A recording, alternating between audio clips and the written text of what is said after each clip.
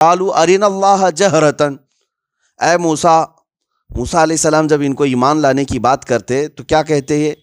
موسیٰ ہم اللہ کو کھلے طور پر دیکھنا چاہتے ہیں، تب ہم ایمان لائیں گے۔ یعنی بالکل ظاہری طور پر اللہ ہم کو نظر آ جائے پھر ہم آپ کو مان لیں گے، ایمان لے آئیں گے۔ یہ تو بہت بڑی چیز پوچھ رہے ہو۔ یہ یہودیوں کی عادت تھی، اس طرح کے سوالات کرتے موسیٰ علیہ السلام سے، تو اللہ تعالیٰ نے کیا فرمایا؟ فَأَخَذَتْهُمُ الصَّاعِقَةُ، تو ایک بجلی اور کڑک نے جو ہے نا ان کو گھیر لیا۔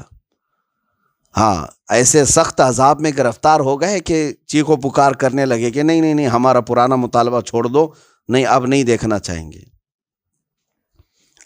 ان کو جو سختیاں آتی تو توبہ کر لیتے پھر۔ تو اللہ تعالیٰ فرماتا ہے کہ یہ اپنے ظلم کی وجہ سے، اپنے گناہوں کی وجہ سے ڈھیٹ پن کرتے تھے۔ اور پہلے پارے میں ہی یہ آیتیں گزر بھی چکی ہیں، تفسیر میں عرض کیا گیا تھا، وہاں پر بھی ان لوگوں نے یہی کہا کہ موسیٰ علیہ السلام سے یہ کہتے تھے کہ آپ جو ہے اللہ تبارک و تعالیٰ کی بارگاہ میں ہمیں بلاتے ہیں اور ہم تو خدا کو دیکھے ہی نہیں ہیں، کیسے ہم ایمان لے آئیں گے؟ تو وہ یوں کہتے تھے۔ تو اللہ تبارک و تعالیٰ نے وہاں پر بھی جو ہے یہی فرمایا۔ یہ ہے آیت کریمہ، اس میں سورہ بقرہ کی آیت نمبر 55، وَإِذْ قُلْتُمْ يَا مُوسَىٰ لَن نُؤْمِنَ لَكَ حَتَّىٰ نَرَى اللَّهَ جَهْرَةً، یاد کرو اے موسیٰ جب تم نے کہا اے موسیٰ ہم ہرگز تمہارا یقین نہیں لائیں گے، یہ یہودیوں کے بارے میں ہی کہہ رہے ہیں، جب تک کہ خدا کو ہم ظاہری طور پر نہ دیکھ لیں، یعنی کھل کر کے یہ دیکھنا چاہتے تھے۔ وہاں پر بھی پہلے پارے میں بھی یہ آیت آئی ہے، اللہ تعالیٰ نے فرمایا کہ پھر ان کو بجلی اور کڑک نے آ کر کے گھیر لیا تو پھر تل ملانے لگ گئے۔ جس چیز کی تمہارے اندر تاب نہیں ہے اس چیز کی خواہش کیوں کرتے ہو؟ جس چیز کی تمہارے اندر اٹھانے کی طاقت نہیں ہے اس چیز کا سوال کیوں کرتے ہو؟ تو مستحیل اور محال چیزوں کا سوال کرنا بھی جائز نہیں ہے۔ یہ یہودیوں کی اس عادت پر میں ایک بات عرض کر دوں، شان نزول تو اس کا یہی ہے کہ اللہ تبارک تعالیٰ نے ان کے رد میں ہی یہ آیت نازل فرمائی، جو مدینے کی یہودی حضور سے پوچھنے آئے تھے کہ آپ پورا قرآن ایک ہی بار کیوں نہیں آپ کے اوپر آتا ہے؟ تو اللہ تعالیٰ نے جواب میں فرمایا، اس سے بڑی بڑی چیزیں بھی ان کے بڑے دادے پوچھتے رہے، ایسے ہی سوالات کرتے تھے۔ مجھے کچھ لوگوں کے متعلق یہ بھی سننے میں ملا کہ فی زمانہ ایک بڑی گمراہی کا راستہ کھلتا جا رہا ہے پیروں کے ذریعے سے۔ میں سارے پیروں کو نہیں کہتا، سارے مشائخ کی بات نہیں کرتا، پیران نظام مشائخ اہل سنت اپنے سر آنکھوں پر، لیکن کچھ گمراہ ہیں، کچھ گمراہ گر ہیں جن کو شریعت سے کوئی تعلق نہیں۔ ان جعلی پیروں کا ایک دعویٰ یہ بھی ہے کہ ان کے مریدوں کو یہ کہتے ہیں کہ ہم خدا دکھا کر مرید کرتے ہیں۔ ہاں، یہ بات سننے کو بھی آئی، اور مرید فخر سے کہتا بھی ہے کہ کیا آپ نے خدا کو دیکھا ہے؟ تو سامنے والا کہے گا کیسے دیکھ سکتے ہیں ہم؟ تو کہتے ہمارے حضرت تو بغیر دکھائے تو مرید بھی نہیں کرتے۔ ایک ایسا ہی شخص ہم سے ٹکرایا، ہم نے پوچھا کہاں دکھاتے ہیں تمہارے پیر صاحب؟ کہا بکرے کے بھیجے میں دکھاتے ہیں۔ ہاں، بکرا ذبح کرتے ہیں، بھیجا نکالتے ہیں، اور اس میں جو ہے پیر صاحب جو ہے خدا کو دکھاتے ہیں، معاذ اللہ رب العالمین۔ یہ بھیجے کا ان سے پیر صاحب سے کیا تعلق ہے مجھے آج تک سمجھ میں نہیں آیا۔ کلیجے میں کیوں نہیں دکھاتے یا پھر دوسری جگہ پر، بہرحال لیکن یہ گمراہی کس قدر بڑھ گئی ہے میرے عزیزوں۔ بھولے بھالے لوگوں کو اس نام پر بڑی بڑی چیزیں بتا کر کے ورغلانا کہ یہ علماء تمہیں کیا بتا پائیں گے، یہ شریعت والے کیا جانتے ہیں، آؤ ہمارے پاس، ہم تو خدا تک پہنچائیں گے۔ خدا تک پہنچائیں گے؟ کون سے خدا تک پہنچائیں گے یہ پتہ ہی نہیں ہے۔ جو میرے مصطفیٰ کریم صلی اللہ تعالیٰ علیہ وسلم کا راستہ چھوڑ کر چلے وہ خدا تک جا ہی نہیں سکتا۔ بخدا خدا کا یہی ہے در، نہیں اور کوئی مفر مقر، جو وہاں سے ہو یہیں آ کے ہو، جو یہاں نہیں تو وہاں نہیں۔ یہ بات پکی ہے، حضور کا راستہ چھوڑ کر کوئی اللہ تک پہنچ سکے گا؟ اور یہ اپنے گوفے میں بیٹھ کر بڑے بڑے دعوے کریں اور یہ کہیں کہ ہم خدا تک پہنچائیں گے۔ یہودیوں کی یہی صفات تھیں، یہی عادات تھیں، وہ ایسی بڑی بڑی چیزوں کے ڈینگ مارتے تھے، بڑے بڑے دعوے کیا کرتے تھے کہ ہم ایسا کر سکتے ہیں ویسا کر سکتے ہیں، اور ان کی گمراہی یہاں تک پہنچی کہ وہ انبیاء کرام علیہ السلام کو بھی قتل کرنے لگ گئے۔ اب آیتیں ہیں آگے، وَقَتْلِهِمُ الْأَنْبِيَاءَ بِغَيْرِ حق، یہ انبیاء اکرام کو ناحق قتل کیا کرتے تھے۔ کیوں؟ انبیاء اکرام علیہ السلام ان کو غلط روش سے ہٹاتے اور سیدھا راستہ بتاتے تو ان کے جانی دشمن بن جاتے تھے۔ آج ان یہودیوں کی صفات پر کچھ لوگ چلتے ہیں، ان کو اگر آپ گمراہی سے ہٹا کر سیدھے راستے کی دعوت دیں گے، یہ ہمارے جانی دشمن بن جاتے ہیں، یہ پیچھے لگ جاتے ہیں۔ کئی علماء حق کے ساتھ انہوں نے ظلم کا معاملہ کیا ہے، صرف اور صرف یہی کہ ان کے نفس کے خلاف یہ سننا بھی پسند نہیں کرتے۔ ان کی طبیعت کے خلاف کوئی بولے تو اس کے لیے یہ سخت ہو جایا کرتے ہیں۔ بہرحال اللہ کو ظاہری طور پر دیکھنا، علانیہ دیکھنا، کیا یہ ممکن ہے بندے کے لیے دنیا میں؟ اس کے لیے ائمہ اکرام سبوں نے یہی اتفاق کے ساتھ بیان فرمایا۔ قرآن خود کہتا ہے لا تدرکہ الابصار وہو یدرک الابصار، کوئی آنکھ اسے گھیر نہیں سکتی، بلکہ وہ سارے لوگوں کی آنکھوں کو اللہ تبارک تعالیٰ اپنے علم سے احاطہ کیا ہوا ہے، اور اگر آنکھوں میں وہ سما گیا تو محدود ہو گیا، تو کوئی آنکھ ہے ہی نہیں۔ یہاں تک کہ معراج کی شب حضور پاک صلی اللہ تعالیٰ علیہ وسلم نے جو رب ذوالجلال کو اپنے آنکھوں سے دیکھا، اس میں بھی کئی اختلافات آئے۔ اس کی وجہ یہ، میں ان اختلافات کا آج ذکر نہیں کر رہا، لیکن وہ حضور پاک کی شان تھی، ان کی خصوصیت تھی، اللہ جسے عطا کرے، لیکن دوسرے بندوں کے لیے یہ ممکن نہیں ہے۔ اور اس طرح کی طلب رکھنا بھی، جو چیز محال ہے، مستحیل ہے، ناجائز و حرام ہے۔ مانگنے کے سلسلے میں بھی اگر آپ کو یہ کہہ دیا جائے کہ جو چاہے اللہ سے مانگ لو، تو اس میں بھی لمٹ ہے میرے عزیز۔ ایسا نہیں ہے جو چاہو کا مطلب کیا ہے، جو چاہو مانگ لو کا مطلب کیا ہے؟ تو آپ آج کے زمانے میں اللہ تعالیٰ سے یہ مانگ سکتے ہیں کہ اللہ مجھے نبی بنا دے؟ محال ہے۔ میرے آقا صلی اللہ تعالیٰ علیہ وسلم کے ختم نبوت کے بعد وہ خاتم النبیین ہے، اس کے بعد نبی کا ہونا محال ہے، ناممکن ہے۔ تو کسی ناممکن اور محال چیز کا مانگنا حرام ہے، نعوذ باللہ من ذالک۔ کیا مانگنے کا مطلب یہی تمام چیزیں ہیں؟ نہیں، آپ کی بھی لمٹ رکھی گئی ہے۔ وہ چیزیں مانگو جس کا تم خود تحمل رکھتے ہو، اٹھا سکتے ہو، برداشت کر سکتے ہو، اور شریعت میں جس کے جواز کا حکم ہو۔ اور اسی لیے آپ نے بزرگوں سے سنا بھی ہوگا، اکثر جو ہے یہ دعا کرتے ہیں اللہ تعالیٰ آپ کی ساری جائز تمنائیں پوری کرے۔ جائز تمنائیں کا مطلب کیا ہے؟ یعنی تمنا انسان اگر ناجائز کر بھی لے تو اس کے لیے دعا کرنا یا پھر اس کے لیے سفارش کرنا بھی ناجائز و حرام ہے۔ بعض لوگ اس طرح کی خواہشات لے کر کے بیٹھے ہیں، ان کے لیے دعا کرنا بھی ناجائز ہے۔ جائز تمناؤں کی طلب رکھے۔ اب یہاں پر جو سوال کیا تھا نا یہ یہودیوں نے میرے آقا صلی اللہ تعالیٰ علیہ وسلم کہ پورا قرآن ایک ہی بار کیوں نہیں اتار دیتا اللہ، تو یہ در حقیقت اللہ کے لیے ناممکن تو نہیں ہے۔ اللہ جیسا چاہے اتارے قرآن پاک کو، لیکن مولا تبارک و تعالی وہ اپنی مشیت سے ہر کام کرتا ہے، تمہارے مشورے سے نہیں۔ اللہ کی مشیت میں دخل یہ تو ناجائز ہے۔ کیا تم بتاؤ گے اللہ کو کہ کتنا اتارنا چاہیے، کتنا نہیں اتارنا چاہیے قرآن؟ تم بتاؤ گے؟ یہاں سے ایک چھوٹی سی بات میں آپ کو بتا دوں، اکثر یہ کئی لوگوں سے غلطیاں ہو بھی جاتی ہیں۔ میں نے بزرگ کے متعلق پڑھا، انہوں نے راستہ چلتے ہوئے بیابان میں غالباً بارش برسی، بارش کا موسم نہیں تھا، جیسے ابھی قریب بارش آئی۔ دسمبر میں بارش کا آنا لوگوں کے لیے تعجب کی بات ہے، بارش کے اپنے اوقات ہیں۔ اس بزرگ نے صرف یہ کہا یہ کیا بے موسم بارش ہو رہی ہے، اکثر لوگوں کی زبانوں سے یہ نکلتے ہیں۔ تو غیب سے ندا آئی کہ اے بندے، کیا تم فیصلہ کرو گے کہ کس موسم میں بارش برسانا ہے؟ اللہ تبارک و تعالیٰ کا ہر کام اس کی مشیت سے، اس کے ارادے سے ہوتا ہے، وہ بہتر جانتا ہے، پوری کائنات کو چلا رہا ہے۔ ہاں، بے ٹائم کے تم کو کیسے پتا چلا کہ یہ بے ٹائم ہے؟ تم کو کیسے پتا چلا کہ یہ بے موسم ہے؟ تم نے تو صرف حالات کو دیکھا ہے، باقی تمہیں یہ خبر ہے کہ اس بارش کے کتنے ہزار لاکھ کروڑ فائدے ہوں گے جو اللہ جانتا ہے، وہ اللہ بہتر جانتا ہے۔ تو اس طرح کی چیزیں جب کہنے کو منع کیا گیا ہے کہ اللہ تبارک و تعالیٰ کے ارادے اور مشیت پر تم کلام بھی نہ کرو، تو سوال کرنا تو بہت بڑا جرم ہے۔ اس طرح کا سوال کرنا کہ اللہ تعالیٰ ایسے کیوں نہیں اتارا، ویسے کیوں اتارا۔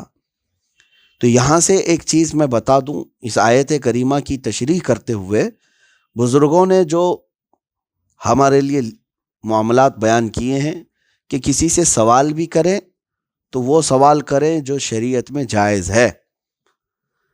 اس میں بہت ساری تفریعات ہوں گی، بہت سارے مسائل نکلتے ہیں، اس میں آپ کے سامنے رکھتا ہوں کہ سامنے والے سے سوال کس طرح کا کرنا چاہیے۔ مشکات شریف کی حدیث بھی ہے کہ اگر کسی نے عالم سے سوال اس نیت سے کیا کہ شاید اس مولانا کو پتہ نہیں ہوگا، ابھی سب کے سامنے سوال کرتا ہوں، دیکھو ذلیل ہو جائے گا، تو حدیث پاک میں قیامت کے دن اسے آگ کی بیڑیاں پہنائی جائیں گی اور اس کی زبان کو فرشتے آگ کی کینچی سے کھینچیں گے، اور قیامت کے دن اسے ذلیل کیا جائے گا۔ علم اسی لیے نہ حاصل کرو، یہ علم حاصل، کچھ لوگ جو ہے چھوٹی چھوٹی کتابیں لے جا کر کے پڑھ کر کے سمجھتے ہیں، معمے کی کتاب اور جو پھنسانے والے معاملات ہوں گے۔ اب واٹس ایپ میں تو یہ گھومتے ہی رہتے ہیں آج سوالات کہ وہ کون سی جگہ ہے جہاں سورج کی روشنی نہیں پڑی، وہ فلاں عورت کون سی تھی، فلاں کون سی۔ آپ کو اس سے کیا تعلق ہے؟ آپ نے یہ سوال نہیں کیا کہ نماز میں یہ خطا ہو گئی تو سجدہ سہو ہے یا نہیں ہے۔ آپ کی ضرورت کا سوال تھا، آپ کی ضرورت کا سوال تھا۔ آپ کی تجارت کے معاملات کو لے کر کے آپ کو شک تھا کہ میری کمائی اس طرح سے ہو رہی ہے تو میں عالم دین سے پوچھ لوں آیا میرے لیے حلال ہے یا حرام ہے۔ یہ تو زندگی بھر نہیں پوچھنا ہے، اس کو سوال بھی نہیں کرتے کہ اگر سامنے سے حرام کا فتویٰ آ گیا تو پھر ہماری دھندا چھوٹ جائے گا، کام چھوٹ جائے گا۔ سوال وہ نہیں ہے، سوال تو یہ ساری چیزیں کہ شیطان کی بیوی کا نام کیا تھا، بڑے بیٹے کا نام کیا تھا، آپ اس کے خاندان سے کیا لینا دینا آپ کا؟ کوئی رشتہ کرنا ہے؟ شیطان کے بڑے بیٹے کا نام کیا تھا، اس کی بیوی کا نام تھا۔ یہ سوالات لغو ہیں، فضول ہیں۔ جس نے اس طرح کی چیزیں کی لغویات میں اور فضول باتوں میں، تو گمراہی کا راستہ کھولتا ہے۔ سوالات کرنے کے بھی یہ آداب ہیں۔ حضرت امام احمد کے متعلق یہ بات ملتی ہے کہ آپ محفل فقہ میں بیٹھتے، لوگ اپنے اپنے سوالات کرتے، سب کو جواب دیتے، ایک بندہ خاموش بیٹھا رہتا۔ آپ نے کہا کہ تو بھی تو کبھی سوال کر لے۔ اس نے کہا کہ حضور ٹھیک ہے کل کرتا ہوں۔ کبھی سوال تو کرتا نہیں تھا۔ دوسرے دن وہ تیاری کر کے آیا، سوال کیا کہ حضور روزہ کب افطار کرنا چاہیے؟ روزہ افطار کرنے کا کیا ہے؟ آپ نے فرمایا جیسے سورج ڈوب جائے، غروب ہو جائے، افطار کر لینا چاہیے، یہی ہے افطار کا۔ تو اس نے جھٹ سے کہا کہ اگر سورج ڈوبا ہی نہیں تو کیا کریں گے؟ تو آپ نے فرمایا کہ تمہارا خاموش بیٹھنا ہی بہتر ہے محفل میں۔ یہ سوال، سورج ڈوبے ہی نہیں، ابھی ایسا ہوا ہے کبھی؟ تو کس لیے آپ نے سوال کیا؟ تو محض لا یعنی سوالات، یہ بنی اسرائیل کی بھی عادت تھی، یہ یہودیوں کی بھی عادت ایسی رہی۔ سورہ بقرہ کی تفسیر میں ابھی آپ نے سنا ہوگا کہ انہوں نے سوالات کر کر کر کے اپنے اوپر مصیبتیں ڈال لی۔ کئی مرتبہ ایسا ہوا ہے۔ اللہ تبارک و تعالیٰ نے ان سے کہا تھا کہ ایک گائے ذبح کرو، ایک قاتل کو معلوم کرنے کے لیے۔ ایک آدمی کا قتل ہو گیا تھا، قاتل کو معلوم کرنے کے لیے یہ موسیٰ علیہ السلام کے پاس آئے تو اللہ تعالیٰ نے فرمایا ایک گائے ذبح کرنے کے لیے ان کو کہیں۔ ان کو ذبح کر دینا چاہیے تھا۔ وہ آ کر کے پوچھتے ہیں موسیٰ علیہ السلام سے کہ اللہ سے پوچھ کر کے بتائیں کہ بچیا ہونا چاہیے کہ بوڑھی ہو کہ جوان ہو، کس عمر کی ہونی چاہیے؟ تو اللہ تعالیٰ سے انہوں نے سوال کیا، اللہ تعالیٰ نے فرمایا نہ وہ بہت چھوٹی ہو نہ بڑی عمر کی ہو، بالکل جوان ہو۔ پھر انہوں نے پوچھا کہ ہم کو تھوڑا شبہ لگتا ہے کہ کیسا کلر ہونا چاہیے، یہ بھی پوچھ لیں۔ آپ نے پوچھا تو اللہ تعالیٰ کی طرف سے جواب آیا، نہ مطلب بہت گاڑھے کلر کی ہو نہ ہلکے کلر کی ہو، پیلے کلر کی، زرد کلر کی، جو لوگوں کو دیکھنے میں خوشی محسوس ہو. ہزاروں میں کیا لاکھوں میں بھی گائے پیلے کلر کی ملتی نہیں ہے. اور پھر اس کے بعد تیسرا انہوں نے سوال کیا، اچھا ہم کو یہ بھی شبہ ہو رہا ہے کہ وہ کس انداز کی ہو، کس کے پاس پلی ہوئی ہو. تو اس کا بھی حکم آ گیا کہ اس کو نہ کسی نے پالا ہو، کھیتی باڑی کروایا ہو، نہ وہ کسی کا کام کی ہوئی ہو، کھیت میں جتائی کی ہوئی یا حمالی کی ہوئی اٹھائی ہوئی نہ ہو، بلکہ خود سے چر کے بڑی ہوئی ہو. جاؤ ڈھونڈ کے لاؤ. اب تو یہ کس وجہ سے ہوا؟ یہ اس طرح کے سوالات کرتے کرتے اپنے اوپر احکام بڑھا لیے. ایک صحابی نے حضور پاک صلی اللہ تعالیٰ علیہ وسلم سے سوال کیا کہ حج فرض ہے؟ حضور پاک صلی اللہ تعالیٰ علیہ وسلم نے فرمایا ہاں، حج جو ہے ہر صاحب استطاعت پر، اس کی تفصیل ہے کون صاحب استطاعت ہے، اس پر فرض ہے. صحابی نے یہ سوال کیا العامنا یا رسول اللہ، یا رسول اللہ صلی اللہ تعالی وسلم، صرف ایک ہی سال یا ہر سال فرض ہے؟ حضور پاک صلی اللہ علیہ وسلم نے فرمایا حج فرض ہے ہر صاحب استطاعت پر. انہوں نے پھر پوچھا کہ ہر سال فرض ہے یا زندگی میں ایک بار؟ حضور نے فرمایا حج فرض ہے صاحب استطاعت پر. تیسری بار پھر انہوں نے پوچھا تو میرے آقا نے فرمایا، اللہ کے حبیب صلی اللہ علیہ وسلم نے فرمایا اے میرے صحابہ، اگر میں کہہ دوں تو ہر سال فرض ہو جائے گا. وہ زبان جس کو سب کن کی کنجی کہیں، شریعت ہے. اگر میں کہہ دیتا ہر سال فرض ہو جاتا، لیکن آپ کو مطلق کہہ دیا گیا ہے کہ ہر صاحب استطاعت پر حج فرض ہے، اتنا ہی لے کے چلو. تو حضور پاک صلی اللہ تعالیٰ علیہ وسلم نے بھی یہاں پر آداب بتائے کہ جب کسی کو حکم دیا گیا، جواب میں مطلق کہہ دیا گیا، جتنا آسان ہے اس پہ عمل کر لو. ہاں، اگر آپ کو ہم نے کہا کہ پانی لے آؤ تو آپ کھڑے ہو گئے کہ ٹھنڈا چاہیے کہ گرم چاہیے، پھر ایک قید بڑھ گئی، ٹھنڈا چاہیے، شیشے کے گلاس میں چاہیے کہ اسٹیل کے گلاس میں چاہیے. تو یہ تو آپ خود سوالات بڑھاتے جا رہے ہیں نا. اور اس کے بعد پھر بسلری کا چاہیے کہ بورنگ والا چاہیے کہ مٹکے کا چاہیے، یہ تو آپ سوالات بڑھاتے جائیں گے، وہ قید بڑھتی جائے گی. جب مطلق حکم آئے تو اسی پر عمل کر لے جانے میں آپ کا حکم پورا ہو جائے گا. اب بنی اسرائیل کے ان سوالات کے بعد یہاں پر ایک چیز اور بھی، اللہ تبارک و تعالیٰ سے انہوں نے کیا کہا تھا کہ ہم اللہ کو ظاہری طور پر دیکھنا چاہتے ہیں. اس طرح کے خواہشات کرنا جو مطلب تمہارے لیے مستحیل ہے اور محال ہے، یہ بھی جائز نہیں. اب یہاں پر رک کر کے میں بتاتا ہوں کہ کچھ لوگ جو ہے دعاؤں کو ڈائیورٹ کر چکے ہیں آج. ہاں، یہ ایک بڑا گمبھیر مسئلہ ہے. اللہ تبارک و تعالیٰ سے دعا کرنا، سوال کرنا، وہ تمہاری آخرت کے لیے ہے اور تمہاری دین کے لیے ہے. جیسے اللہ تعالیٰ نے قرآن میں خود سکھایا نا، ربنا آتنا فی الدنیا حسنہ، تم دعا کرو کہ اے اللہ ہمیں دنیا میں اچھی چیز عطا کر اور آخرت میں بھی اچھی چیز عطا کر، وفی الآخرۃ حسنہ. تو اس میں سب کچھ آ گیا.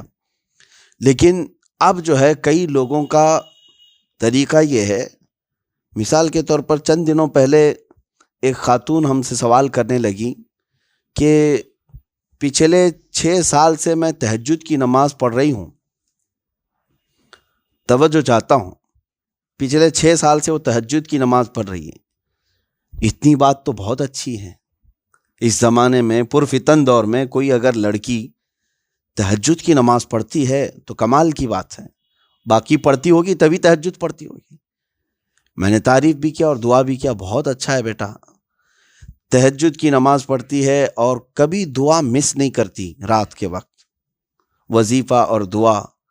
لیکن اخیر میں جو اس نے کہا وہ کس لیے کہ ان کو کسی شخص سے محبت ہے، پیار ہے، کہ وہ تہجد میں اللہ سے اس کو مانگتی رہتی ہے. اللہ اکبر، تمہارے 6 سال کی تہجد وہ ایک لڑکے کے لیے تھی، اللہ کے لیے نہیں. عبادتوں کو تم نے دنیا حاصل کرنے کا ذریعہ بنایا. ارے کوئی جائز چیز کے سوال کے لیے اگر ہم سے کوئی یہ پوچھتا کہ میں پچھلے 10 سال سے رات کو اٹھ کر کے تہجد پڑھتا ہوں یا درود پڑھتا ہوں، میری تمنا یہ ہے کہ میرے آقا کو ایک بار دیکھ لوں، یہ بات تو تھی کمال کی کہ تم نے ایک بہت بڑے مقام کے لیے اپنے آپ کو عبادت. تم ایک مجازی عشق اور محبت کے لیے تہجد کی بات کر گئے۔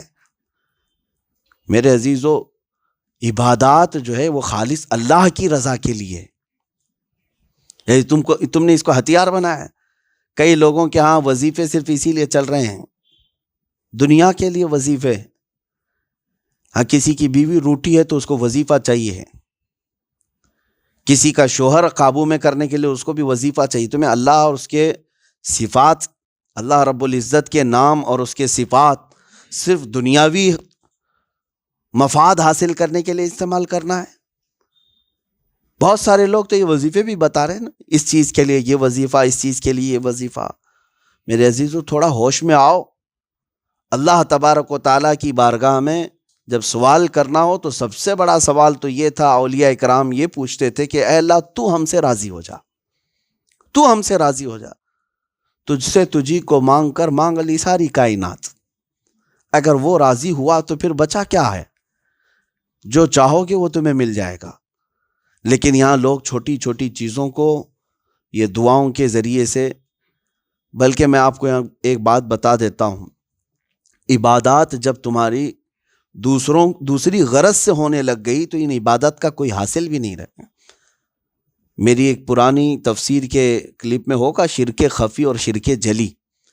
ایک ہے شرک جلی، کا مطلب ہے کہ دوسرا خدا مان لینا، نعوذ باللہ، یہ شرک جلی کھلا ہوا شرک ہے۔ اللہ کے جیسا کسی اور کو مان لینا یہ شرک ہے اور کھلا ہوا شرک ہے۔ لیکن حدیثوں میں ملتا ہے کہ اگر تم عبادات میں کسی اور کو دکھانے کے لیے عمل کرتے رہ گئے تو یہ چھپا ہوا شرک ہے، یہ شرک خفی ہے۔ تو یہاں پر بہت ساری عبادات اور بہت سارے سوالات و دعائیں اللہ تبارک و تعالیٰ کی رضا کی بجائے دوسروں کے حصول کے لیے کی جا رہی ہیں۔ ناجائز محبت پر قابو پانے کے لیے ان کو تہجد چاہیے، رات رات اٹھ کر کے اپنی ناجائز اور بے حیا محبت جس کی کوئی اصل نہیں ہے، ابتدا حرام سے شروع ہوئی اور اس چیز کو آپ تہجد تک لے جاتے ہیں۔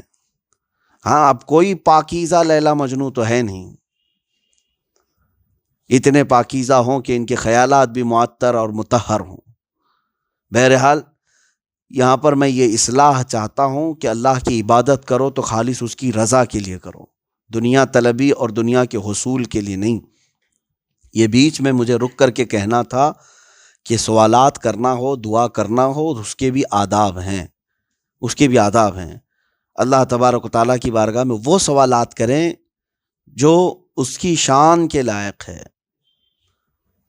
جو محال ہو یہ چیز کا سوال بھی نہ کریں، اور جو تمہاری ذات کے لائق نہیں اس کا بھی سوال نہ کریں۔ ہاں، آپ اپنے لیے مانگ سکتے ہیں کہ اے اللہ تو مجھے اپنا ولی بنا لے، یہ اس کی شان کے لائق بھی ہے، اور آپ مانگیں تو کوئی بڑی بات نہیں، مولا اگر چاہے تو دلوں کو پاک کرتے۔ ہاں، ہمارے حضرت نے یہ لکھا بھی ہے، میں گنہگار ہوں اور بڑے مرتبوں کی خواہش، تو کریم ہے خدایا تیری بندہ پروری ہے۔ ہاں، بڑے مرتبوں کی خواہش کا مطلب یہ نہیں ہے کہ نبوت مانگ رہا ہے، نبوت محال ہے، یا کوئی بندہ یہ کہے کہ مجھے خدا ہی بنا لے، دوسرا خدا، نعوذ باللہ، محال ہے۔ ان تمام چیزوں کو ذہن میں رکھنا چاہیے، وہ سوال بھی جائز نہیں ہے جو محال ہے۔ بہرحال یہودیوں کا یہ سوال جو میرے آقا صلی اللہ تعالیٰ علیہ وسلم سے تھا وہ تو صرف مذاق کے لیے تھا۔ اکثر ان کے سوالات حضور پاک کے پاس جو آتے تھے یہ جانچنے کے لیے لاتے تھے، یا اپنی کتابوں میں جو تورات میں انجیل میں پڑھے ہوئے ہوتے اور یہاں چیک کرنے کے لیے آتے تھے کہ دیکھتے ہیں ویسا ہی ہے ان کے پاس یا نہیں۔ اصحاب کہف کے بارے میں بھی یہ پوچھنے کے لیے آئے تھے کہ بتائیں ان کے کتنے لوگ تھے اصحاب کہف، 6 تھے، 7 تھے، 8 تھے، یہ بھی سوال ہے۔ کبھی سوال یہ بھی کیا کہ چاند شروع میں دبلا پتلا رہتا ہے، پھر بڑھتا ہے، پھر گھٹتا ہے، اس میں کیا حکمت ہے؟ چاند کے بارے میں سوال کیا۔ یسألونک عن الروح، روح کے بارے میں سوال کیا، روح کیا چیز ہے؟ بہت سارے سوالات ہوئے، لیکن ان میں سے یہودی جو سوال کرتے تھے وہ خاص طور پر سامنے والے کو ناپنے کے لیے، یعنی رسول پاک صلی اللہ تعالیٰ علیہ وسلم کے علم کو دیکھنے کے لیے اور ان کے اوپر اتری ہوئی آیات کو چیک کرنے کے لیے اپنے سے ملانے کے لیے کرتے تھے. اور رب ذوالجلال نے قرآن پاک میں بلکہ دیگر مقامات پر میرے نبی کو سارے علوم عطا کر دیا تھا، اور خود فرمایا وَعَلَّمَكَ مَا لَمْ تَكُنْ تَعْلَمْ، ہم نے آپ کو وہ ساری چیزیں سکھا دی جس کا آپ کو علم نہیں تھا. تو جب کوئی سوال لے کر آتا میرے آقا صلی اللہ علیہ وسلم اسے تشفی بخش جواب بھی دیتے تھے. اچھا، اب یہاں پر یہودیوں کی بہت لمبی چوڑی باتیں مجھے پیش کرنی بھی تھی، کیونکہ اب ان کی داستان شروع ہو رہی کافی آگے تک. یہود و نصارہ یہ ٹاپک رہے گا. ان آیات کا تقریباً یہاں سے لے کر کے 10-12 آیتیں اسی موضوع پر ہیں، اور انہوں نے عیسائیوں کے ساتھ کیا کیا گل کھلائے ہیں. آج یہ دونوں بھائی بھائی بن کر کے بیٹھے ہوئے ہیں، یہودی اور عیسائی. ان کا دونوں کا متفقہ ٹارگٹ جو ہے اسلام ہے. جب دشمن سیم ہوتا ہے تو بھائی بن جاتے ہیں. ایسا ہوتا ہے، انسان کی فطرت ہے کہ آپ کو دشمنی ہو گئی میرے سے، تھوڑے دنوں کے بعد دیکھتے ہیں کہیں دور کا کوئی دشمن نکلا تو یہ آپ وہاں اس کو بلا لیتے ہیں، آ جاؤ ہم دونوں ساتھ میں لڑتے ہیں. تیسرا کوئی اور ملا، چاہے وہ کتا ہی کیوں نہ ہو، تو بھائی ہے ہمارا، کیونکہ ہمارا دشمن سب کا سیم ہے. تو کتا بھی، بکرا بھی، خنزیر بھی سب مل جاتے ہیں. دشمنی جو ہے سب کو ملا. آپ کو حیرت ہوگی، میں یہ یوں ہی نہیں کہہ رہا، یہودی اور عیسائی اتنے کٹر دشمن کہ انہوں نے اتنا قتل عام کیا کہ دنیا میں اتنا قتل کسی نے نہیں کیا ہوگا. عیسائیوں نے یہودیوں کو مارا ہے. ہاں، یہ بڑے سیدھے بنے گھومتے ہیں نا یہ آج عیسائی، کہ امن کے دائی ہیں، ہم جو ہے پیس چاہتے ہیں، شانتی چاہتے ہیں. کہاں کی شانتی؟ ساری شانتی کو دنیا کے بھنگ کیا ہے تو عیسائیوں نے کیا ہے. قتل عام کیا تھا یہودیوں کا. بیت المقدس کو 2 مرتبہ توڑا ہے انہوں نے، عیسائیوں نے، ان کے بڑے بڑے بادشاہوں نے. 1 لاکھ یہودیوں کو ایک ساتھ مارتے رہے. ٹائٹس کے زمانے میں، ہرکیولس کے زمانے میں یہودیوں کو بہت مارا ہے، قتل عام کیا. اور یہودی ان کے اوپر برے برے الزامات لگاتے رہے عیسائیوں پر. صرف ان پر ہی نہیں، سیدہ بی بی مریم پر، حضرت عیسیٰ علیہ السلام پر گندے الزامات ان کی کتابوں میں موجود. ایک دوسرے کی لڑائیاں اتنی تھیں. اور اتنا ہی نہیں، جرمن کے ہٹلر کا جو معاملہ ہے وہ بھی پتہ ہے. ان کو ایک لفظ سے اتنی چڑ ہے، ہولوکاسٹ اگر کسی نے کہہ دیا تو یہ دنیا بھر میں اس پر مقدمہ کر دیتے ہیں. ان کو تکلیف ہے اس چیز سے. 60 لاکھ یہودی مارے گئے تھے. بڑی مشہور بات ہے. جب یہ داستان آئے گی تو ہم اس کو بھی سنائیں گے، اس کی حقیقت کیا ہے. لیکن میں آپ کو ایک بات بتا دوں کہ یہ کٹر دشمن ایک دوسرے کے خون کے پیاسے، اور آج بھائی بھائی بنے ہوئے ہیں. بھائی بھائی ہیں کہ دونوں مل کر کے حکومت کریں گے، دونوں ساتھ ساتھ چلیں گے. ہم تم پر نہیں ماریں گے، تم ہم پر نہیں مارو گے. کیوں؟ دونوں کا ٹارگٹ اسلام ہے. مسلمان ان کے دشمن ہیں، اور انہوں نے یہ طے کر لیا ہے کہ ہم دونوں مل کر کے مقابلہ کریں گے اسلام کے. میں کہتا ہوں یہ دونوں کیا اور 200 دیگر مذاہب اور ادیان مل جائیں اور کریں اسلام کا مقابلہ. اسلام کی فطرت میں قدرت نے وہ لچک دی ہے، جتنا ہی دباؤ گے اتنا ہی وہ ابھرے گا. ہاں، اسلام اللہ رب العزت کی حفاظت میں ہے. قرآن اور رسول اللہ کی ذات یہ میرے رب کی حفاظت میں ہے. تو یہ یہاں سے یہودیوں کی وہ بدکاریوں کا بھی ذکر اللہ نے فرمایا ہے. یوں ہی آپ کو یہ نہیں کہا گیا ہے کہ غیر المغضوب علیہم ولا الضالین. ہم ہر فاتحہ میں پڑھتے ہیں نا، کیا مطلب؟ مغضوب انہی کو کہا گیا، یہودیوں کو جن پر اللہ کا غضب ہوا. ضالین سے مراد عیسائی ہیں جو راستہ بھٹکے ہوئے ہیں. تو اللہ تبارک و تعالیٰ نے ہمیں دعا سکھائی کہ تم نمازوں میں بھی یہی دعا کرو کہ اللہ یہ بھٹکے ہوئے اور مغضوب جن پر غضب ہوا ان کے راستے پر ہمیں نہ چلا. اللہ تبارک و تعالیٰ نے ہمیں یہ دعا سکھائی ہے. کون سی دعا؟ غیر المغضوب علیہم ولا الضالین. پڑھتے ہیں نا. مغضوب کا مطلب جن پر غضب ہوا وہ یہودی ہیں. ضالین کا مطلب بھٹکے ہوئے، راستہ ہٹے ہوئے، یہ عیسائی ہیں. تو ان دونوں کے راستے سے پناہ مانگنے کا حکم آیا ہم کو. یوں ہی نہیں آیا. یہ بڑی شریر قوم ہے، بڑی شریر قوم ہے پوری دنیا کی. اور قرآن نے ان کی شرارتیں اس زمانے کی بھی گنا دی ہیں، آج بھی وہ اسی شرارت پر باقی ہیں، اسی شرارت پر باقی ہیں۔ رب تعالیٰ فرماتا ہے کہ یہ کہتے تھے کہ اللہ کو ہم کو کھلے طور پر دکھا دو تو ہم مان لیں گے موسیٰ علیہ السلام کے پاس۔ پھر جب بجلیاں آئی پکڑی ان کو، ان پر آسمان گرا دیا گیا تھا، آسمان کو قریب کر دیا گیا تھا بادلوں کو، یہ ڈر کے مارے سب پھر توبہ کرنے لگے کہ ہم باز آتے ہیں۔ آپ اگر پڑھیں گے تو ان پر 5 قسم کے عذابات اللہ نے بھیجے۔ فَأَرْسَلْنَا عَلَيْهِمُ الطُّوفَانَ وَالْجَرَادَ وَالْقُمَّلَ وَالضَّفَادِعَ وَالدَّمَ، اللہ تعالیٰ نے ان پر طوفان بھیجا، اور پھر ٹڈیوں کا عذاب بھیجا۔ ٹڈی جانتے ہیں؟ جو ابھی تھوڑے دنوں پہلے اس کا ایک سیلاب آ گیا، چھوٹے چھوٹے پتنگے کیڑے ہوتے ہیں، ان کا عذاب آ گیا تھا یہودیوں پر، اتنا کہ جہاں دیکھے ٹڈیاں، ان کے پورے گھر میں، ان کے برتن میں، ان کے کھانے میں، سب جگہ ٹڈیاں۔ یہ رو رو کر کے توبہ کرتے تھے موسیٰ علیہ السلام کے پاس، پھر وہ عذاب ٹل جاتا تھا۔ پھر ان کے اوپر جوؤں کا عذاب بھی آیا ہے۔ جوئیں جو ہوتی ہیں نا سروں میں، وہ اتنی ڈال دی گئی تھی کہ ہر جگہ جوئیں ہی جوئیں تھیں، کھانا کھائیں تو اس میں بھی۔ پھر توبہ کیے، پھر وہی شرارت، پھر اللہ نے مینڈکوں کا عذاب بھیجا ہے ان کو۔ یہ ایسی شریر قوم ہے کہ ہر عذاب چکھ چکی ہے۔ پھر اس کے بعد توبہ کیے، 5ویں مرتبہ خون کا عذاب آیا ہے۔ ان کے سارے کنویں، ان کے سارے پانی خون ہو گئے۔ کھانا بناتے اور کھانے کے لیے بیٹھتے، منہ میں ڈالتے تو خون ہو جاتا۔ لیکن یہ ایمان والوں کے ساتھ نہیں تھا۔ ایمان والے جب کھانا کھاتے تو اچھا ہی کھاتے تھے۔ تو یہ جو ہے نافرمان ان کے پاس جا کر کہتے تھے کہ تم جو ہے پانی پیتے ہو، ہم کو بھی پلا دو، تو وہ پانی ان کے ہاتھ سے لے کے پیتے، ان کے منہ میں جاتا، پھر خون بنتا۔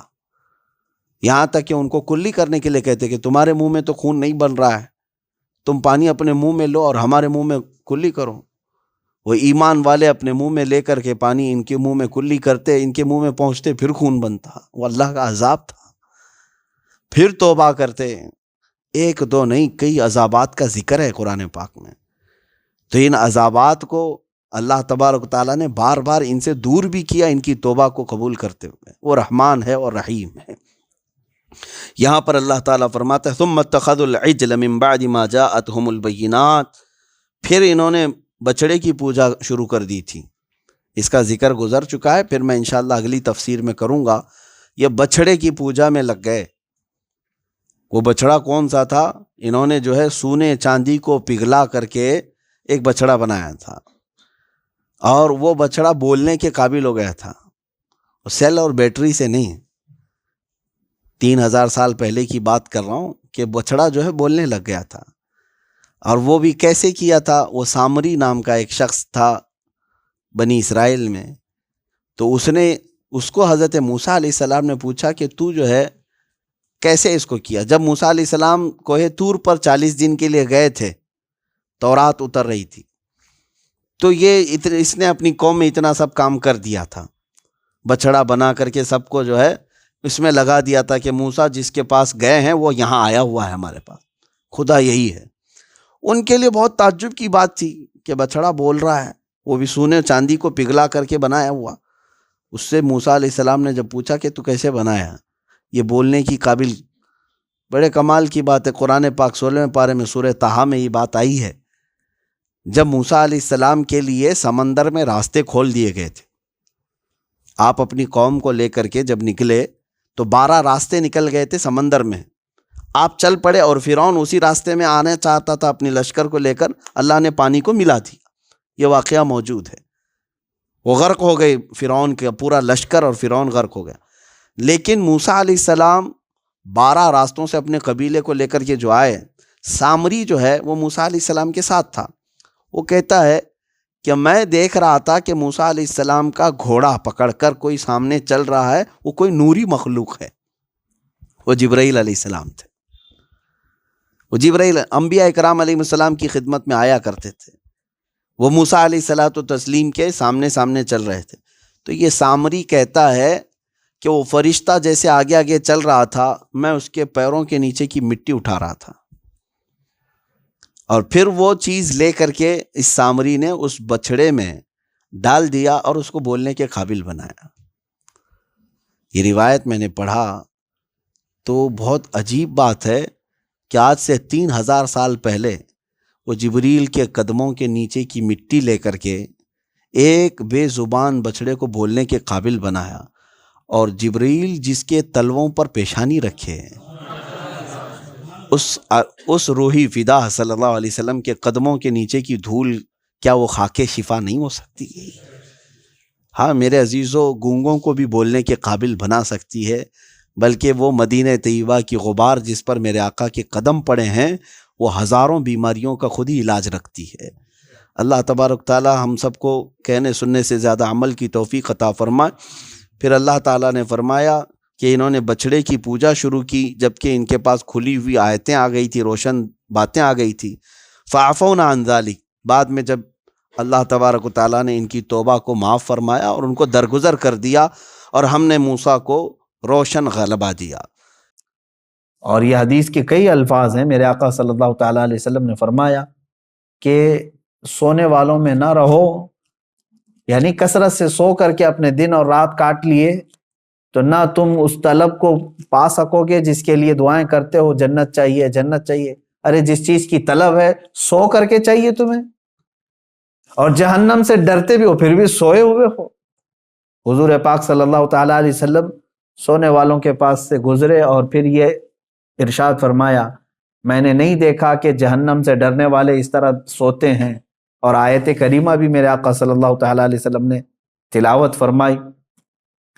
اللہ تبارک و تعالیٰ نے فرمایا، وَكَم مِّن قَرْيَةٍ أَهْلَكْنَاهَا فَجَاءَهَا بَأْسُنَا بَيَاتًا، وہ یہ جو ہے آیت تلاوت فرمائی کہ بہت سارے قریے دیہات ایسے ہیں جن کو اللہ تعالیٰ نے ہلاک فرما دیا، وَهُمْ نَائِمُونَ، اور جبکہ وہ سو رہے تھے، سونے والے غفلت میں۔ حضور پاک صلی اللہ تعالیٰ علیہ وسلم نے یہ تلاوت فرمائی۔ اس کا مطلب یہ میرے عزیزوں، میں خلاصہ یہ بتانا چاہتا ہوں کہ یہ آخری عشرہ ہمارا سونے کا نہیں ہے۔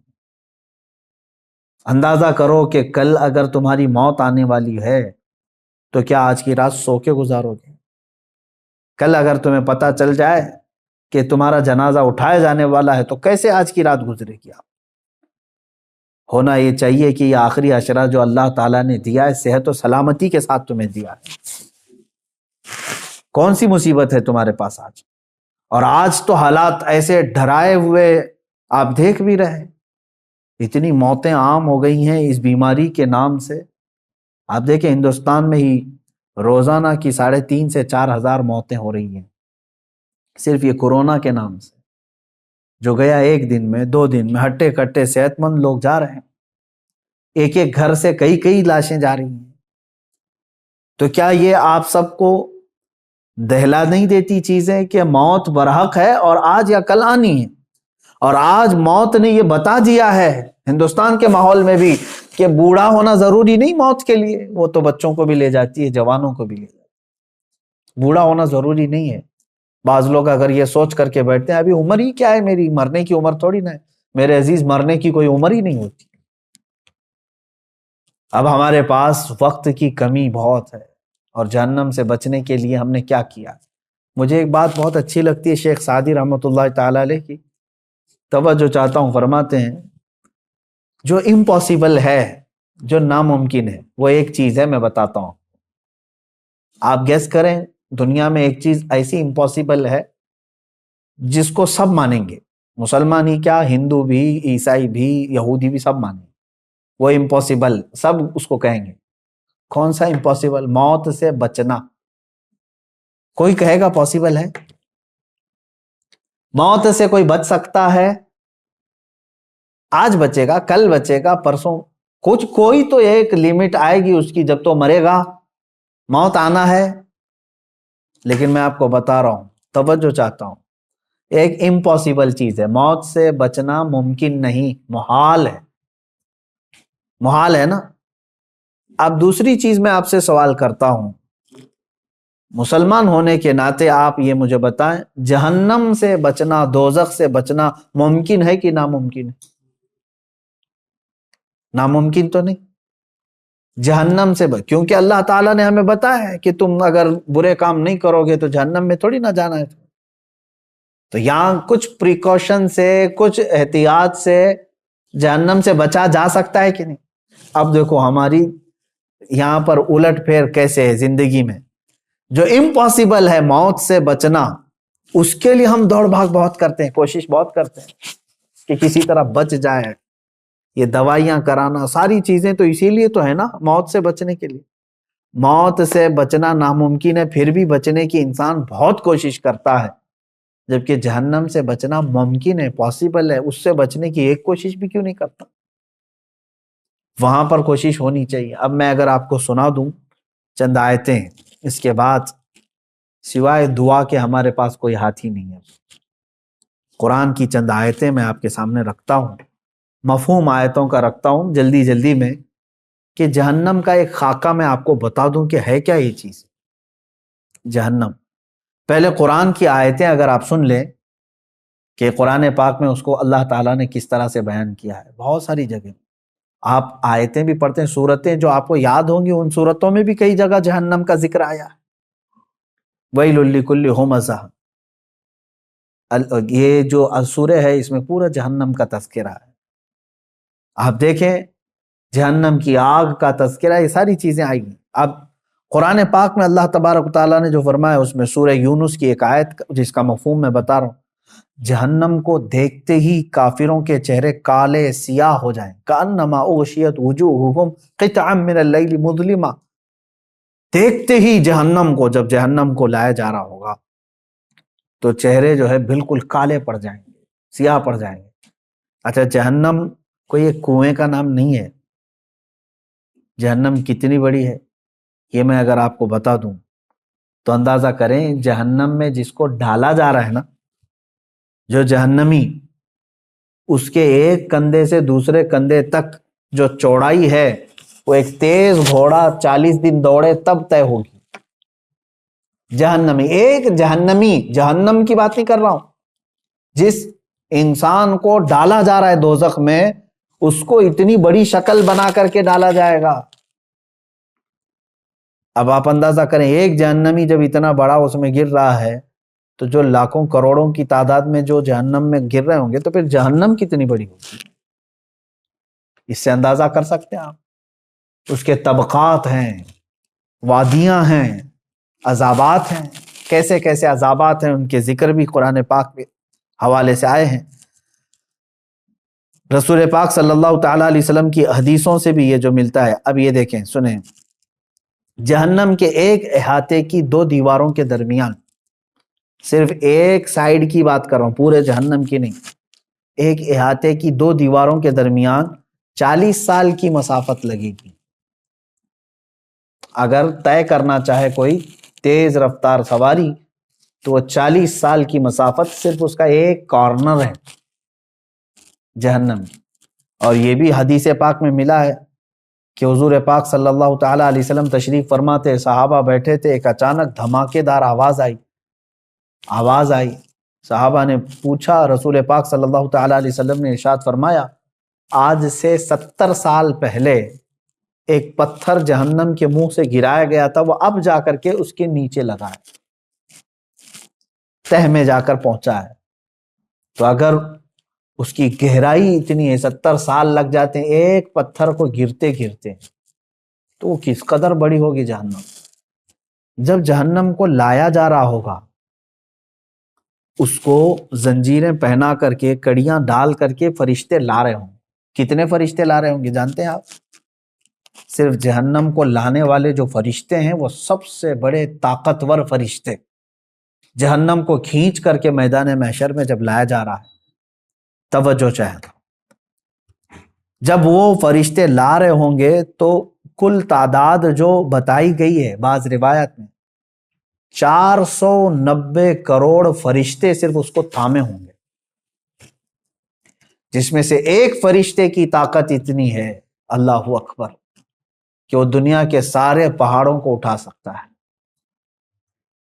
490 کروڑ فرشتے جہنم کو کھینچ کر لا رہے ہوں گے. اب اور دیکھیں آپ، میں بتاتا ہوں، اس کو جو زنجیریں پہنائی گئی ہوں گی، ہر زنجیر کو 70,000 فرشتے پکڑے ہوں گے. ہر زنجیر، اس طرح کی 70,000 زنجیریں اسے لگی ہیں. فرشتے اسے کھینچ کر کے لا رہے ہیں، اور جب میدان محشر میں وہ جہنم کو لایا جائے گا، آگ اگلتی ہوئی جب وہ آ رہی ہوگی، اب یہ بات پڑھتے ہی دل دہل جاتا ہے میرا، کہ جیسے مجرمین کو دیکھے گی جہنم، جن کے لیے دوزخ لکھ دیا گیا یا ان کو دوزخ میں جانے کا آرڈر ہو گیا، تو جیسے ہی وہ مجرمین کو میدان قیامت میں جہنم دیکھے گی، یہ 490 کروڑ فرشتوں کے بھی ہاتھ چھوڑا کر کے بھاگنے لگی، ان سے بھی وہ ہاتھ چھوڑا کر کے ان مجرمین کی طرف بھاگے گی، اسے روکا جائے گا، زنجیریں کھینچ لی جائیں گی۔ کس کی طرف جائے گی؟ مجرمین کی طرف، نگلنے کے لیے، کہ مجھے بھوک زیادہ ہے اور یہ مجرمین مجھے دیے جائیں۔ تو میدان قیامت میں آگ اگلتے ہوئے جہنم مجرمین کی طرف دوڑتی ہوئی آتی ہے، یہ سوچ کر کے ہی دل دہل جاتا ہے۔ اور پھر قرآن پاک میں اللہ تعالیٰ فرماتا ہے سورہ قاف میں، یوم نقول لجہنم هل امتلأت وتقول هل من مزید، وہاں کافروں کو، مشرکوں کو ڈالا جا رہا ہے دوزخ میں۔ کس طرح سے ڈالا جاتا ہے وہ بھی دیکھیں، قرآن میں ہے، اللہ فرماتا ہے وَإِذَا أُلْقُوا مِنْهَا مَكَانًا ضَيِّقًا مُقَرَّنِينَ دَعَوْا هُنَالِكَ ثُبُورًا، جب ڈالا جاتا ہے تو ایسی تنگ و تاریک جگہ سے ڈالا جاتا ہے، ظاہر سی بات ہے وہ داخل کیے جانے کی جگہ تاریک ہوگی، تاریک کا مطلب ایک تو اندھیری اور ایک تنگ، جیسے تلوار کی انی کو کسی جگہ پھنسایا جاتا ہے، کہا جاتا ہے کہ جہنمی کو اس طرح سے گھساتے ہوئے ڈھکیلا جائے گا، وہ چھوٹی سی جگہ سے جہنم میں جب اسے گرایا جائے گا، اور کافروں کو ایک تنگ اور تاریک جگہ پر ایسے ڈالا جائے گا کہ وہ ایک دوسرے کو چپک رہے ہوں گے جہنم کے اندر، اور بھرا جا رہا ہوگا انہی جہنم کے جہنمیوں سے۔ اب اللہ تعالیٰ فرماتا ہے پھر جہنم کو اللہ تعالیٰ پوچھے گا حل امتلأتی، کیا تو بھر گئی، سیراب ہو گئی، تیرا پیٹ بھر گیا؟ وہ تقول حل من مزید، تو جہنم پھر یہ کہے گی کہ اے مولا اور کچھ زیادہ ہو تو دے دے، اور کچھ مجرمین ہو تو دے دے۔ وہاں پر مجرمین چھاٹے جا رہے ہوں گے، دوزخ میں گرائے جا رہے ہوں گے۔ میرے عزیزو، جہنم کا تذکرہ یہ عام بات نہیں ہے، اور یہ دیکھیں حضور پاک صلی اللہ تعالیٰ علیہ وسلم ارشاد فرماتے ہیں کہ جہنمی اس قدر آنسو بہائیں گے وہاں پر دوزخ میں، روئیں گے، اتنا روئیں گے کہ ان کے آنسوؤں میں کشتیاں چلائی جا سکتی ہیں، اتنا رو رہے ہوں گے وہاں پر۔ اور جہنم میں جب ڈال دیا جائے گا تو وہ پھنکارے ماریں گے، اس طرح شور ہوگا دوزخ میں، اتنا شور ہوگا کہ ایک دوسرے کی آواز کسی کو نہیں سنائی دے رہی ہوگی۔ وہ ہر کوئی، کیوں نہیں شور ہوگا؟ کہ جو وہاں پر ان کو زندگی دی جا رہی کیسی ہے جانتے ہیں؟ آگ کا بچھونا، آگ کا اوڑھنا، اللہ اکبر، آگ کی زنجیریں ان کو پہنائی جا چکی ہوں گی، ہاتھوں میں بھی اور پیروں میں بھی، اور وہاں کا ایک سانپ اونٹ کے برابر اور بچھو خچر اور گھوڑے کے برابر کے، اگر وہ ڈنک مارے تو روایت میں ملتا ہے کہ 40 سال تک اس کا درد محسوس کرے گا وہ، اور جو اس کی چمڑی ہے جہنمی کی، وہ چھوٹی موٹی نہیں ہے، 42 ہاتھ کے برابر کی موٹی چمڑی ہوگی۔ ایک جہنمی کے جسم پر جو چمڑی ہوگی اس کو جلایا جا رہا ہوگا، اتنا بڑا اس کو بنا کر کے عذاب چکھایا جائے گا۔ اور قرآن پاک میں اللہ تعالیٰ نے فرمایا فَذُوقُوا بِمَا كُنْتُمْ تَكْفُرُونَ، چکھو اب عذاب جو تم کفر کرتے تھے دنیا میں، بہت کفر کرتے تھے، انکار کرتے تھے، آج چکھو۔ اللہ تبارک و تعالیٰ کے فرشتے جب جہنمیوں کو لا رہے ہوں گے، کس طرح سے کہا گیا؟ منہ کے بل لائے رہیں گے، بعض کو ان کا منہ دونوں گھٹنوں کے بیچ میں پھنسا کر کے اور وہاں سے ان کی گردن پکڑ کر کے کھینچتے ہوئے دوزخ کی طرف لا رہے ہوں گے، اور بعض کو ان کے پیٹ کی انتڑیاں پیچھے کے مقام سے باہر نکالی جائیں گی اور اس طرح سے انہیں کھینچ کر دوزخ میں ڈالا جائے گا۔ آپ یہ مت سمجھنا کہ جہنم ہمارے لیے نہیں ہے، کافروں کے لیے، کافروں کے لیے ہمیشہ ہمیش کے لیے، لیکن مسلمان بھی اگر گناہ کرتا ہے تو اپنے گناہوں کی سزا بھگتنے کے لیے اسے دوزخ میں جانا ہو۔ دوزخ میں جانا ہوگا۔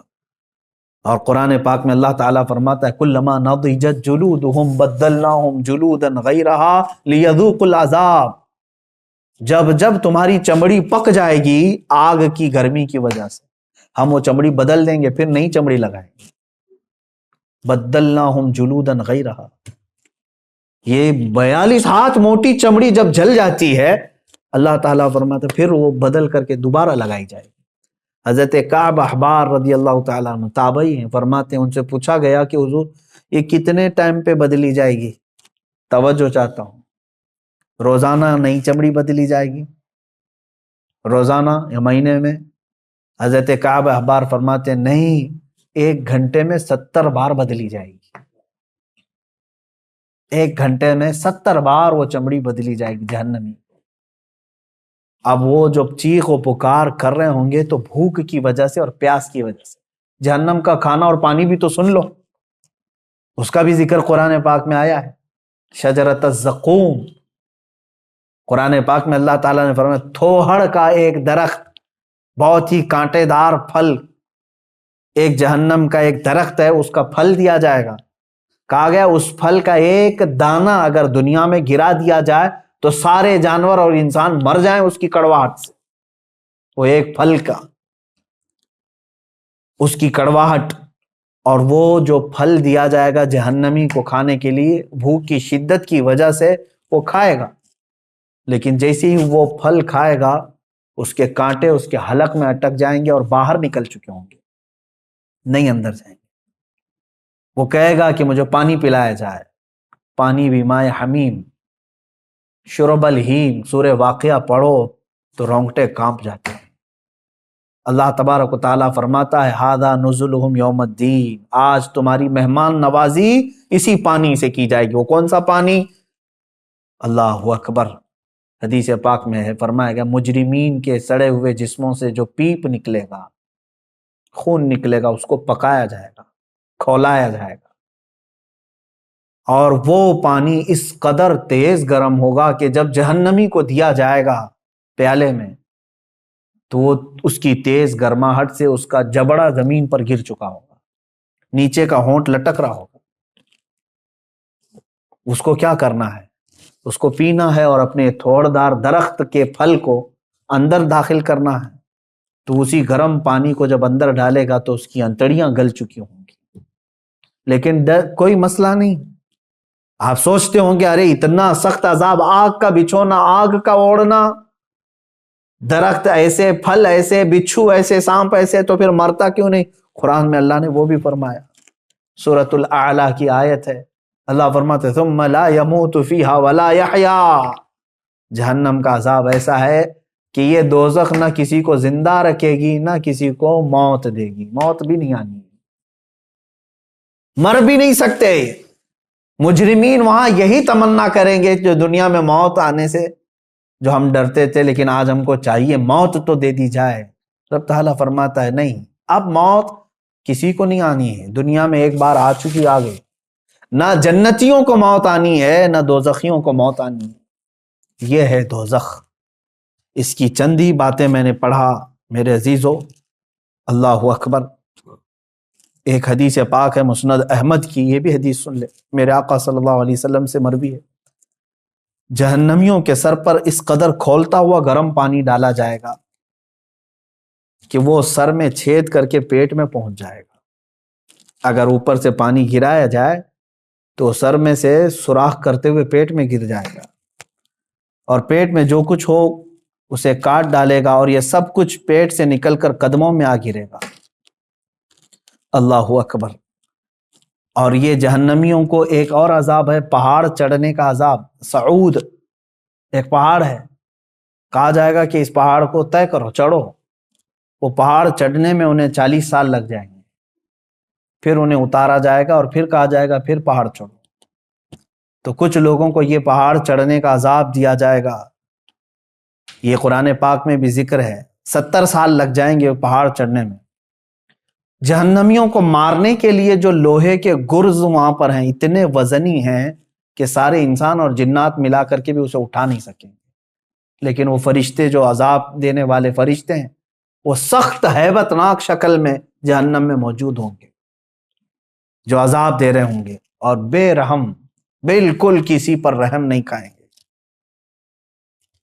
حدیث پاک میں یہ بھی ہے، جہنم کے دروازے پر عذاب دینے والے 4 لاکھ فرشتے موجود ہوں گے، جن کے چہرے بڑے ہیبت ناک اور سیاہ، اس قدر وہ جسیم کے دونوں کندھوں کے درمیان پرندے کی 2 ماہ کی مسافت کا فاصلہ ہوگا، اتنے بڑے بڑے فرشتے وہاں پر موجود ہوں گے۔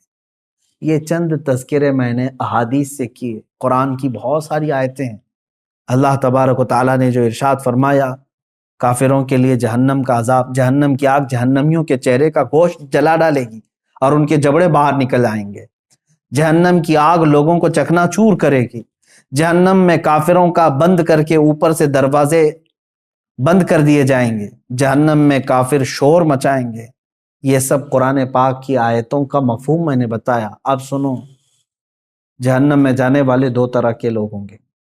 ایک کفر کر کے جا رہے ہیں، کفر یا شرک کر کے جا رہے ہیں، یعنی خدا کا دنیا میں انکار کیا تھا، یا تو پھر ضروریات دین میں سے کسی کا انکار کیا تھا جس کی وجہ سے کافر ہو کر کے مرا۔ یہ جو جانے والوں کی کیٹیگری ہے، یہ ہمیشہ کے لیے جائیں گے دوزخ میں۔ 100 سال، لاکھ سال، کروڑ سال، نہیں پتا، نان اینڈنگ۔ اس کے بعد انہیں وہاں سے نہیں نکالا جائے۔ دوسری جماعت وہ ہے جو مومن تو تھے، مسلمان تو تھے، لیکن گناہوں میں ملوث تھے، رب تبارک و تعالیٰ کی نافرمانیوں میں ملوث تھے، نمازیں چھوٹی ہوئی ہیں، زکوٰۃ دیے ہوئے نہیں ہیں، روزے نہیں رکھے ہیں، لوگوں کو خیرات نہیں کرتے تھے۔ سورہ مدثر کی آیت ہے، بہت سارے جو مسلمان جہنم میں جائیں گے، ان سے پوچھا گیا عن المجرمین ما سلککم فی سقر یتساءلون عن المجرمین، آپس میں مجرمین پوچھتے ہیں تو کیوں آیا دوزخ میں؟ تو اکثر کا جواب کیا ہے؟ قالوا لم نک من المصلین۔ اکثر مسلمان جو دوزخ میں ہوں گے کہتے ہیں ہم نماز نہیں پڑھتے تھے۔ جن کی نمازیں باقی رہ گئی، یاد رکھ لینا دوزخ تمہارے انتظار میں ہے۔ روایات میں یہ بھی لکھا گیا ہے کہ بے نمازی کا نام جہنم کے دروازے پر لکھا جا چکا ہے، جو نماز ترک کر کے بیٹھا ہوا ہے۔ تم نے تھوڑی سی بستر کی نیند کے لیے یہ عشاء کی اتنی میٹھی نماز کو ترک کر دیا، اپنے رب کے حضور جھکنا تمہارے لیے بوجھل ہو گیا۔ تم ٹی وی کے سامنے، موبائل کے سامنے گھنٹوں بیٹھے رہ گئے، اپنے رب کے حضور 3 بار سبحان ربی الاعلیٰ کہنے کے لیے سر نہیں جھکا سکے۔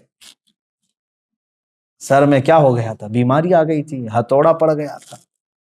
کتنے لوگ ایسے ہیں جو اپنے رب کو بھولے بیٹھے ہیں اور نمازوں سے غافل ہیں۔ ہر ایک کے کھاتے میں پیچھے پلٹ کر کے دیکھو تو تمہاری نمازیں باقی ہیں میرے عزیزو، اور تم اللہ کے حضور جانے والے ہو۔ آخرت کا سفر بہت قریب ہے تمہارا، اور اس سفر پر جانے والا مردہ کبھی واپس نہیں آتا، اور نہ ہی تم سے کہنے کے لیے کوئی آئے گا کیا تم نے اور ہم نے اپنے ماں باپ اور اپنے بھائیوں کو نہیں دفن کیا ہے؟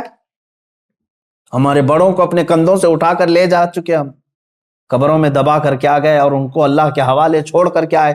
مجھے یہ بتاؤ کہ قبر میں ان کو کیا چاہیے کیا نہیں چاہیے، کبھی آج آ کر کے انہوں نے بتایا ہم کو؟ اسی سے سمجھ لو کہ جس دن تم بھی جاؤ گے، تم بھی بتانے کے لیے اپنے بیٹوں کے پاس کبھی نہیں آنے والے۔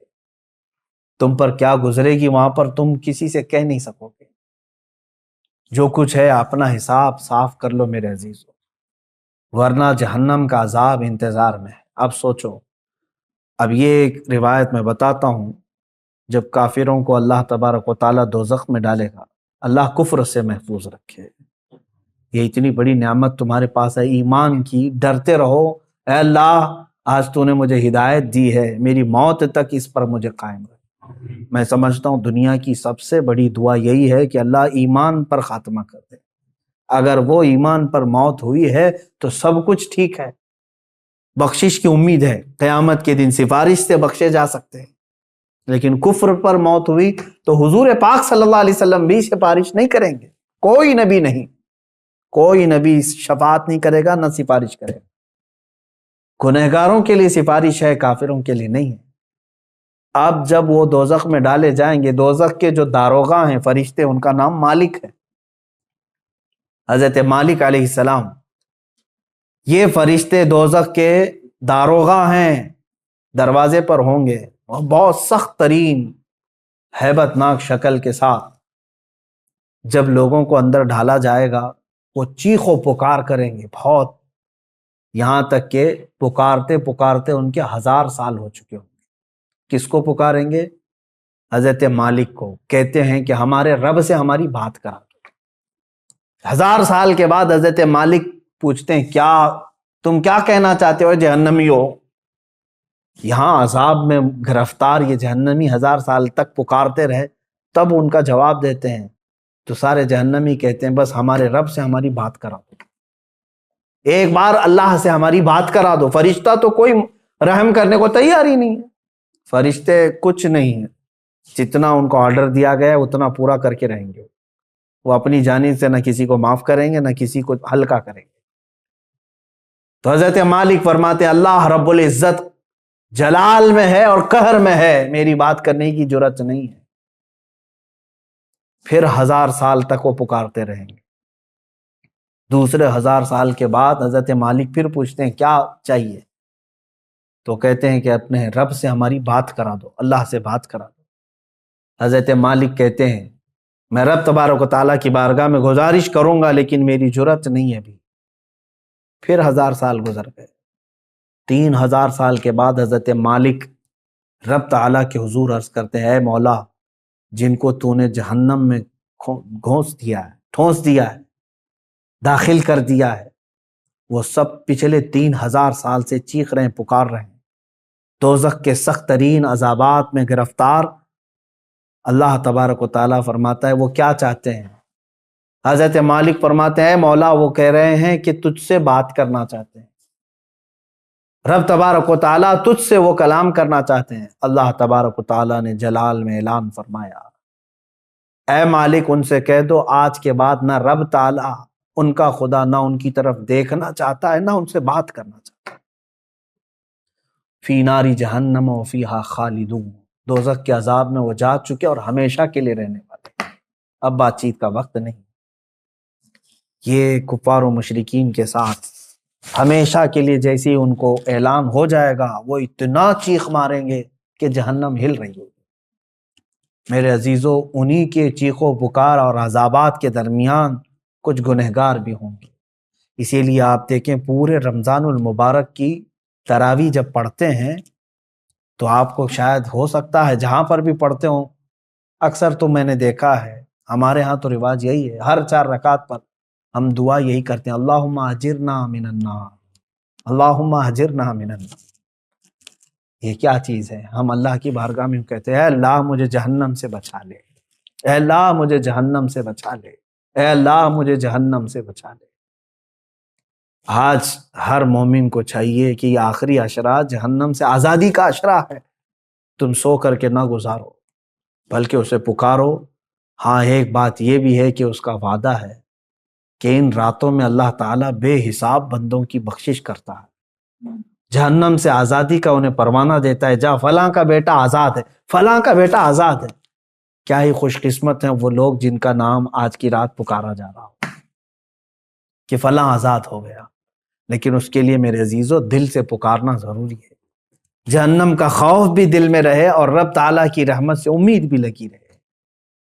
اور حضرت سفیان ثوری رضی اللہ تعالیٰ عنہ کا وہ قول مجھے یاد آتا ہے، آپ فرماتے تھے اے اللہ، ایک تابعی ہیں، تابعی صحابہ کو جنہوں نے دیکھا وہ تابعی بڑے نیک، ان کی بہت ساری عبادتیں، لیکن کیسے کہتے ہیں دیکھو اللہ کی بارگاہ میں یوں عرض کرتے ہیں اے اللہ میرے اعمال کے حساب سے میں تیری جنت الفردوس کا لائق تو نہیں ہوں، میں تیری جنت میں جانے کا اہل تو ہوں نہیں، لیکن اے مولا تیری دوزخ کا عذاب سہنے کے قابل بھی نہیں، میں ایسا کمزور کہ دنیا کے مچھر کے کاٹنے پر بھی لگ جاتا ہوں، تیرے دوزخ کے ہولناک عذابات کا سامنا کیسے کر پاؤں گا؟ اب بچتا کیا ہے؟ میں میرے عمل کے مطابق جنت میں جا نہیں سکتا اور تیرے عذاب دوزخ کو برداشت کر نہیں سکتا، مولا بس بات رہ جاتی ہے تیرے فضل کی، بات رہ جاتی ہے تیرے رحم کی، اگر تو فضل اور رحم فرما دے تو مجھ جیسا بندہ بھی تیری جنت کا مزہ لے سکتا۔ اے مسلمانوں آج کی رات اور جو یہ آخری عشرہ آئے اس میں سونے کے لیے نہیں ہے. ہاں جس قدر تم اپنے جسم کو راحت دے سکتے ہو سو، لیکن ڈر کر کے بستر چھوڑ کر کے اٹھ جاؤ کسی بھی وقت، دکھاوے کے لیے نہیں. لوگ بھیڑ جمع کر کے سوچتے ہیں کہ ہم عبادتوں کے لیے چلے آئیں، بلکہ بسا اوقات ایسا بھی ہونا چاہیے آپ کے ساتھ. حضور صلی اللہ تعالیٰ علیہ وسلم نے اپنے رب تعالیٰ سے پوچھا کہ مولا تجھے تیرے بندوں میں سب سے زیادہ پسندیدہ بندے کون ہیں؟ اللہ تعالیٰ نے جو فرمایا وہ 3 قسم کے ہیں، اس میں سے میں ایک ذکر کرتا ہوں. فرماتے ہیں اللہ نے یہ فرمایا کہ جب دنیا سو رہی ہو تو میرا بندہ بستر چھوڑ کے میرے لیے کھڑا ہو گیا. اللہ فرماتا میں اس کی طرف بہت جلدی متوجہ ہوتا ہوں کہ اپنی راحت اور اپنا سکون چھوڑ کر کے بستر چھوڑ کر کے کھڑا ہو گیا. کون سی چیز اس کو رات میں کھڑا کر رہی ہے؟ صرف اسے اس کے رب کی محبت کھڑا کر رہی ہے اور اس کے عذاب کا ڈر اسے کھڑا کر رہا ہے. میں نے جو آیت کی تلاوت کی تھی شروع میں اس کا مفہوم یہی ہے. اللہ فرماتا ہے ایمان والو یا ایھا الذین آمنوا قوا انفسکم، اپنے آپ کو بچاؤ، واہلیکم، اور اپنے گھر والوں کو بچاؤ. کس سے بچائیں؟ نارن وقودھا الناس والحجارہ، اس جہنم سے بچا لو اپنے آپ کو. اللہ فرما رہا ہے اس جہنم سے اپنے آپ کو اور اپنے گھر والوں کو بچا لو جس کا ایندھن میں نے انسانوں کو اور پتھروں کو بنایا ہے. کہیں ایسا نہ ہو کہ میرے عزیز ہو ہم بھی اس دوزخ کا ایندھن بن جائیں. جب آگ ٹھنڈی پڑنے لگے تو انسانوں کو اس میں جھلسا دیا جائے گا، داخل کر دیا جائے گا، حتیٰ کہ جب پتھر روتے ہیں تو پھر ہمارے دل کیسے سخت ہیں کہ ہم اس ڈر سے کیوں نہیں روتے، اللہ کے عذاب سے. آپ مجھے بتا دیں کسی کے پاس آج گارنٹی لیٹر ہے آپ کے پاس کہ تو دوزخ میں نہیں جا سکتا؟ مجھے بتا دو کسی کے پاس یہ گارنٹی لیٹر موجود ہے کہ تو دوزخ میں نہیں جا سکتا؟ میرے عزیزو ہمارے کسی کے پاس ایسی کوئی بھی چیز نہیں. ہمارے پاس تو کیا ہے؟ صحابہ اکرام کو جب حضور نے فرما دیا تھا کہ تم جنتی ہو، اس کے باوجود حضرت عمر اتنا روتے تھے کہ ان کی آنکھوں کے نیچے کالا حلقہ بن گیا تھا، کالا حلقہ بن گیا تھا. صحابہ، تابعین، اولیاء. حضرت عمر ابن عبدالعزیز رضی اللہ تعالیٰ عنہ، عید کا دن ہے، اب رمضان کے بعد عید کے لیے ہم سب زور شور سے تیاریوں میں رہتے ہیں، گھر میں بیٹھے رو رہے تھے.